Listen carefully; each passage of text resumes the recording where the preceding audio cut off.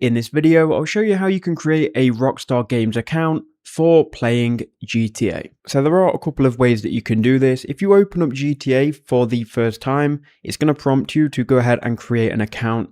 Now, if you don't want to do it this way, there is a very simpler way.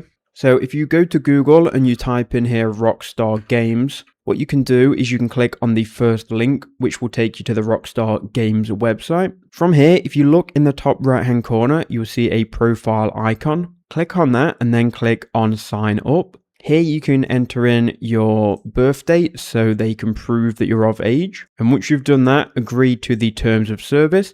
Then we'll be taken to this window here where we can go ahead and enter in an email, password, nickname, and click on your country or region. Okay, so now I've done that, we're going to click on next, and we're going to just have to confirm via the verification code that's sent to the email. Now we've confirmed that. As you can see, our Rockstar account has been created.